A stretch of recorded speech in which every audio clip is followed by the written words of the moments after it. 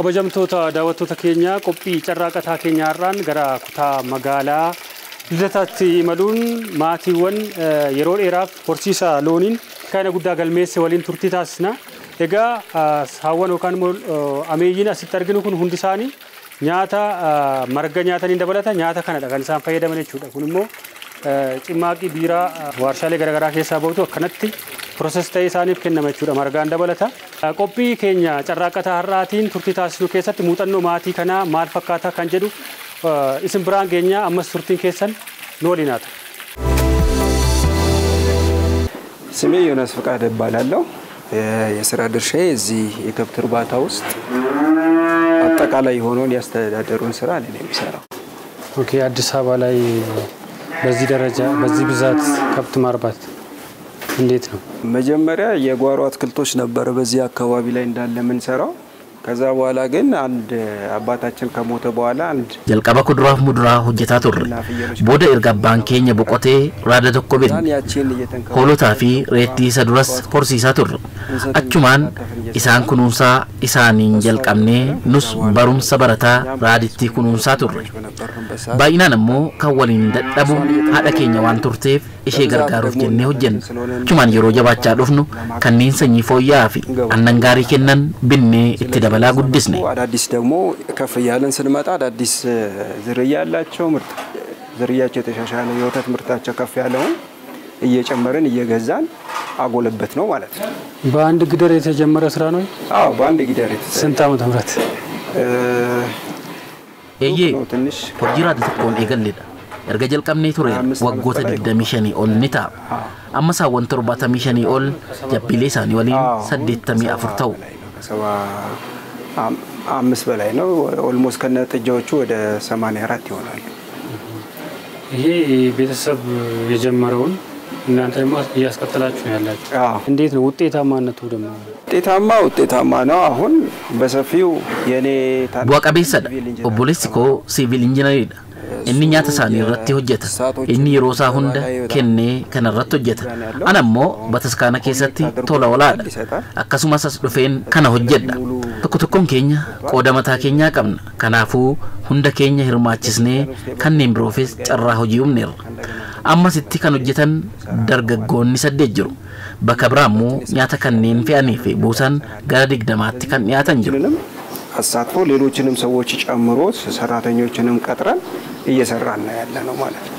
የወሰዳችሁት ትሬኒንግ አለ ወይስ ስራ ሂደት ነው እንትን ያዳበራችሁ? ብዙ ነገር የተማርነው ከስራ ሂደት ነው። ምክንያቱም ከልጅነታችን ጀምሮ ስላደግን አምባይ ኤከምበረኒ አደምሳ ሆጂ ይረቲ ሰበምኒ ሳስ ኢጆሉማራ ዋን ኢtti guddanneef ni beekna carraaqii mataa keenyaan amma teeknooloojiinis waan jiruuf achirraas ni baranna yeroo tokko immoo leenjiiwwan aanaan kennaman yoo jiraatan deemnee hirmaan kanaafuu kallattii garagaraan beekumsa keenya fooyyessuu fi waan gaarii hojjechuuf nu gargaareera jedhee yaada. አሁን ወተት ነው አይደል ለገበያ የምታቀርቡት? ወተት ነው። ፕሮሰስ ታደርጋላችሁ?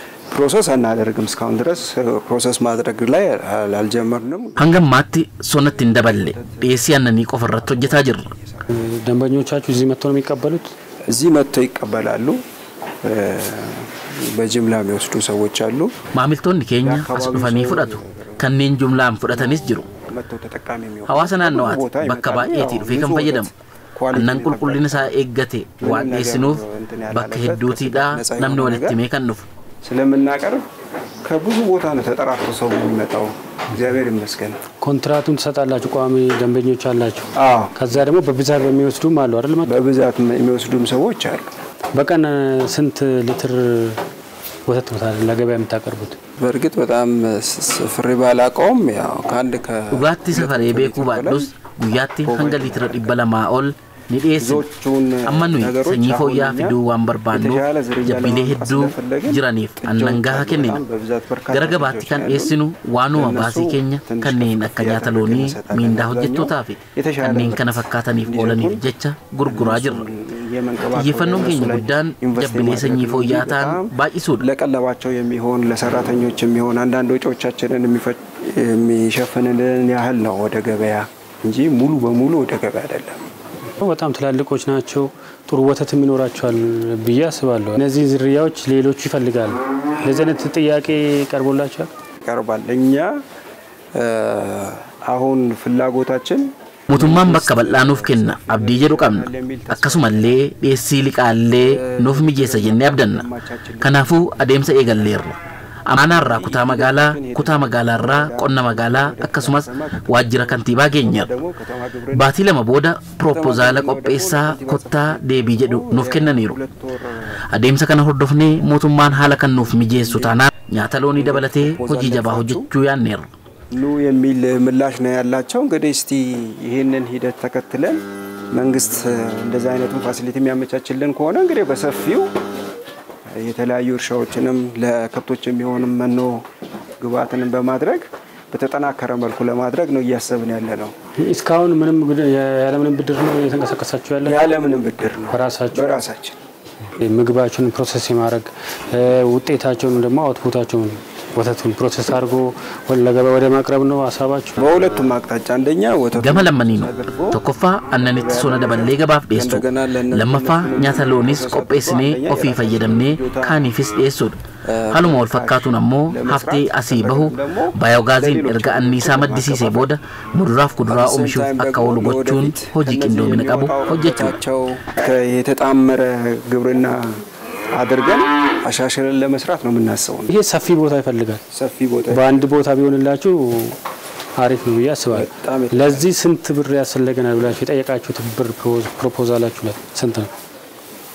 ወደ 147 ሚሊዮን ነው የጠየቀው። ገረብሪ ሚሊዮን ይበተኮፍ ሚሊዮን 47 ጋፈኔራ ፕሮፖዛላስ ሀለ ከናን ቆጴስኒ ጥየፈነው ሙቱማቲ ዋንቴፍ በከ በጣኑፍ ከና ጀኒ አብደና ምክንያቱም ይሄ ከልጅነታችን በውስጣችን የተፈጠረ ከብቶችን ከማፍቀር የተነሳ ያደግንበት ነገር ስለሆነ ከፍቅር ነው የምንሰራው። ስለዚህ ይሄንን ፓሽናችንን አይታው መንግስት ምቹ ሁኔታን ይፈጥርልናል ብለን እናምናለን።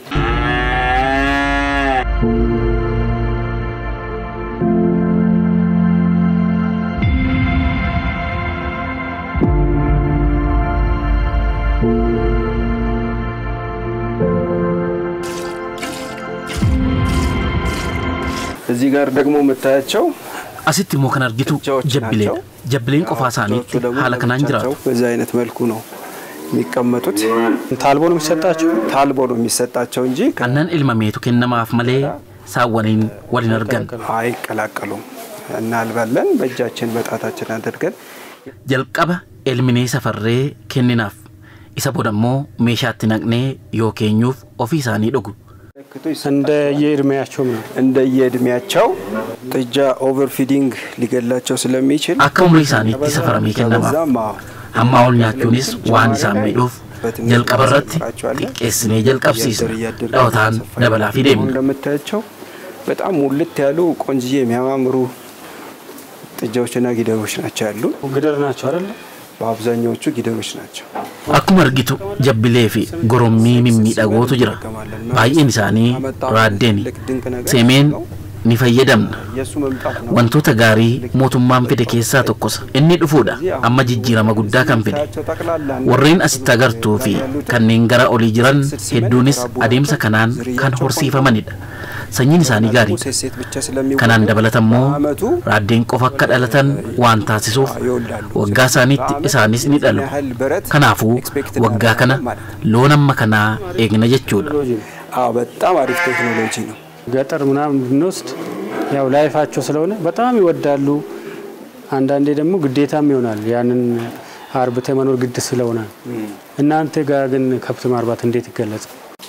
ከብት ማርባት ያው ቀደም ለማለት እንደሞከርኩት ሎን ሆርሲሱን ጃለለራይ ገላ ኑይ ገሩ ዋን እቲ መደቅኔፍ ሆማኑን ጄቁ ሆጂስ ዋን እንቱፈኔፍ ሐላ ከናን ጃለኒ ከኑ ጀን እንደዚህ የሆነ ትንሽ ደስ የማይል ነገር አለው ከሱ ጋር ተያይዞ ግን እኛ ኦሬዲ ስለለመር ነው ያ ነገር እኛን ስለማይረብሸን ደግሞም ስራም ስለማንነቅ በዛ አይነት መልኩ ነው እንትን ምን ወደን ምን ሰራው ማለት ነው። ወስቲውስ ካውን ወስቲያቸው ወደ ገንዘብ ቀይራቸዋል ወይስ ወደ ፍጥናቸው?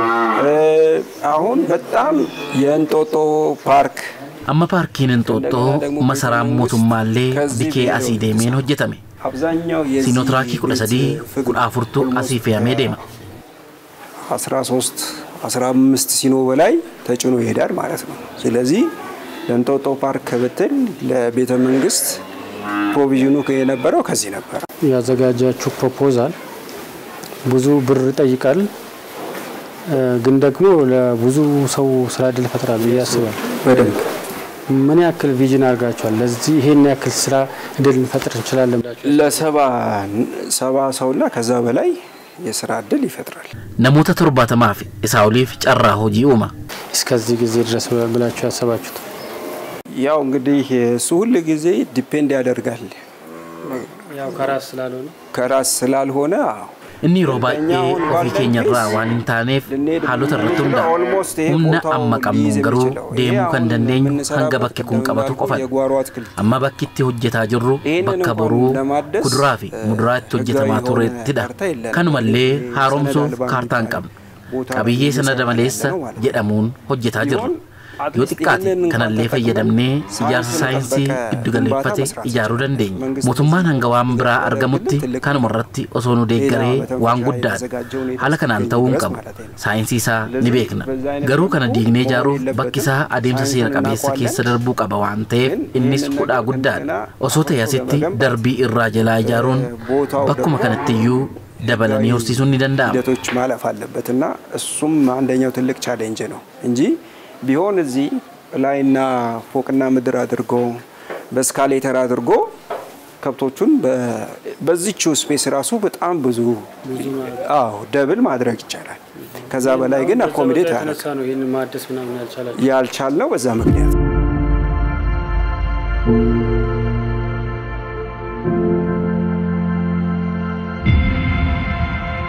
በእውነት ለመናገር ከኛ የወረዳ ኡጋድ በቹፍ ገገሲቶኒ አና ኬኛ ደገርሰ ጋፈኑ መራፍ ኑ ጭነ ዳበተኒ ኑ ገርጋራኒሩ ሄየመኑፍ ከኑፊ ያደኑፍ ቆዱን ነሞተ ባዬ ኑ ደገራኒ በጣም ደጋፊ ሆኑ ሰዎች ናቸው። አሁን ያላችሁበት ደረጃ በካፒታል እንግዲህ ያው እነዚህ ከብቶች ወደ ገንዘብ ካፒታል ኬኛ ቦሮፍ ሎናስ ጅራን ከና garamaan laqaatti jijjiiruudha. Amma saan annan gaarii kennitu birrii 300 550tti gurguramti. Raaddeenis hanga birrii 200 550tti gurguramu. Kanaafuu kanneen jiran haala kanaan herreeguudha. Humni kaapitaala keenyaa kana jechuudha. በዛ አይነት ካፓሲቲ ነው ያለን ካፒታል። ስለዚህ አሁን አይ ቲንክ አበዳሪ አካላቶችም ያለውን ውጤት የካሽ ፍሎአችንን አይተው positively respond ያደርጋሉ ብዬ ተስፋ አደርጋለሁ። ከበጀምቶታ ዳወቶታ ኬኛ ጨራቀታ ራቲን ገራ ኩታ መጋላ ልደታቲ መሌት ከንጀሩ ኤጋ ማቲ ኦቦ ዮናስ ፋ ብረቲ ወለካ መጋላ ፍንፍኔቲ ቦአሌ አነኒ ረቲ ሆጂ ሁንዳይ ሆጀቻ ጀረኒ ነሞታ ሄዱፍ ጨራ ሆጂ ኡመኔት ከንሳን ጅራኒ ነሞታ ጨራ ሆጂ ሳንሞኒ ፊኬሳሙ ነሞታ ኮሊን ቱርቲታስና መስኖ ወሊን ቱራ ቶሌ ጀልቀ ቦልፋዱ ገለቶሚ መቃከ ጉቱ ፊ ገዮጂ ከራ ለማ ደክሲሳ አስቱ ማለች መና ወሪኖ ጀዳ ዶቄ ለገት ማሳት ገድጉር ማሳት ጉሬት ከዛ ኮቦስቴ ጋር ሆነሞ መኪና ዳፈነ መኪና ረት ፌኔት እንጦጦ ፓርክት አቺጌስነ መኪና ዶቄ ከነ ጉልጉሌሱን አለማ ወጂ ከብራ ማለች ተስ ወሪ ዳስ ወሪ ሰዋንተ እንግነሲ ዋን ላታ ፍንከንናፍ ተኩቶ ወጂ መከና ራና ነፈ ዮናስ አገም ፍጥር ጎጂ ከነ ጀልቀብዴቲ አገም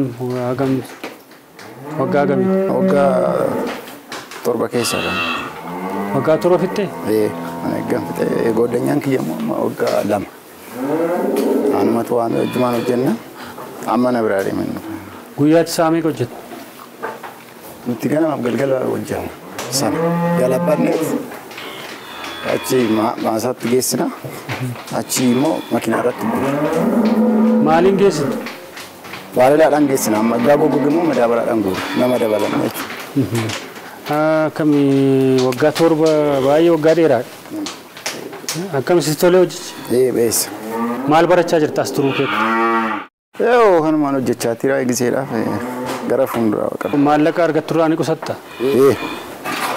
ኩማ ሰደት አርገቱራ ሜቀ ቆሰጣ ከኛ ልጅ akkuma argadde akkuma natti toletti. Akkuma anis hojjedhee mindaa kooraanan qusadhe gara biyyaa geesse anis akkatti hojjechuuti barbaada jechuudha.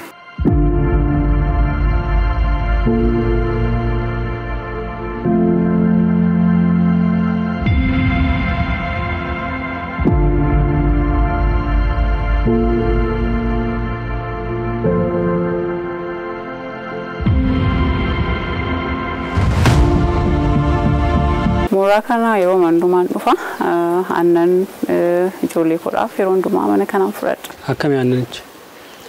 Aannan mana kanaa waggaa 10 darbanii kan fayyadame baay'ee qulqulluudha, baay'ee gaariidha. Nama hundumaaf iyyuu namni dhiyoo ta'e to'addanaa fudhatee baay'ee aannan gaariidha. Maal isaa jaallatte? Qulqullina aannan isaa moo gatii isaa moo dhiyeenya isaa? Anaaf sadanuu dhiyoodha, gatiin isaas gaariidha, qulqullinni isaa immoo waan tokko mudaa hin qabu. Ijoollee kee kanumaan guddiste jechuudha? Ijoollee koo kanumaan guddisee waajjiran keessaa hojjedhullee ijoollee kunuunsuu irratti hojjeta. Gara ijoollee 63 waajjirri koos addanuma waggaa baay'ee darbaniif asumaa fudhata. Ijoollee 60 wayii fi asumaatii bittanii dhiyeessitu? Eeyyee. Amma fudhattu asirraati akka waajjira keessanii? I think guyyaatti yeroo hundumaa leetirii 5 waan fudhannu natti fakkaata. Exact number isaan beeku garuu yeroo hundumaa fudhannu waggaa 17 waajjirri keenya argaddanatti dhaabbate. Waggaa 10 booddee maatii taaniirra silkiidhaan bilbilee nama ergines asumaa fudhanna. Baaduu isaanis dhadhaas hin fayyadamna. Waan hundumtuu qulqulluu fayyina keefillee baay'ee gaariidha. Iddoo biraatti bitti fayyadamtee beekta? Aannan tasa. Ana miti ijoolleen obbolaa koollee jechuun nama hundumaa riikamendiin nan godhaan addan akka fudhataniif. Gatiin isaas gaariidha. Qulqullinni isaa immoo ijoollee kee hin jaallattaa, ijoollee keef immoo wanta gaarii hawwita. Kanaaf waan gaariidha. Finfinnee keessatti waan akkanaa jiraachuun namni baay'ee nama nu garuu. Nus tun argine namannu ta'a. Ani ijoollee koo warruma dhugee guddatellee fideenan agarsiisa. Nuuf immoo dhiyooma kootti waan akkasii sa'a baay'ee qabu, qulqullinni isaanii baadiyyaa mana keenya boroo jennaal tokko so namni baay'een beekuu dhiisuu danda'a. Garuu kun jiraachuun isaa immoo faayidaan isaa baay'ee guddaadha maayinni katamaa kana keessatti.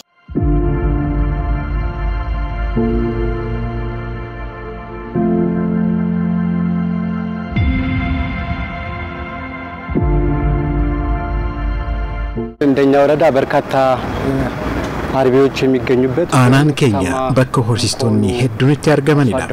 Horsiistota fakkeenya jedhamanii sadarkaa kutaa magaalaa fi komishinittiis qabnu keessaa kan argitan kan beekamtii argatedha. Hanga danda'ametti sadarkaa hundatti qaamolee kanneeniif deeggarsa itti fufiinsa qabu ni taasisna.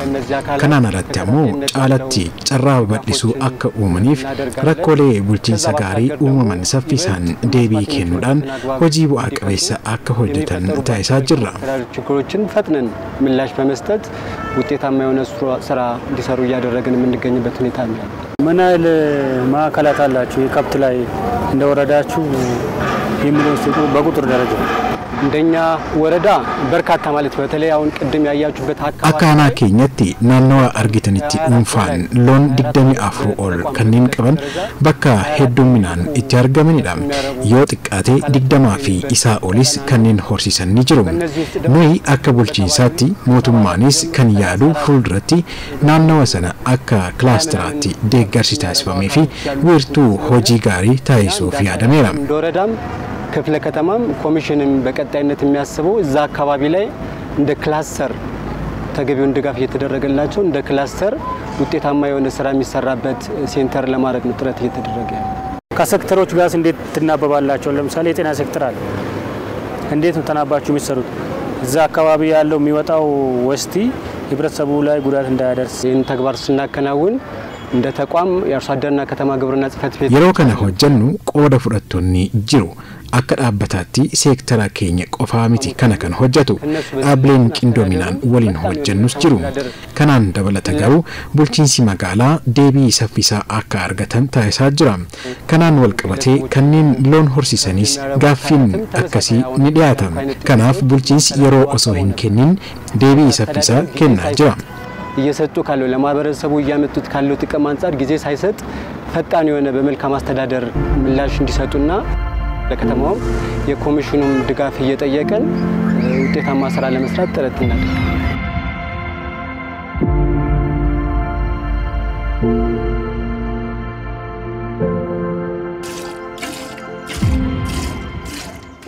kabajamtoota daawwattoota keenya qophii carraaqataa har'aan gara kutaa magaalaa Lidataatti imallee muuxannoo maatii horsiisa loon irratti bobba'uun as walakkaa magaalaa Finfinneetti loon aannanii horsiisuun aannan gabaaf dhiyeessaa jiran akkasumas namoota hedduufis carraa hojii uumanii jiraniiti kan isin biraan geenye. Qophicha qindeessuun ogeeyyii kaameraa mara waliin ta'uun kan isin waliin ture Muktaar Abdallaan ture. Haga torbanitti torban gaarii.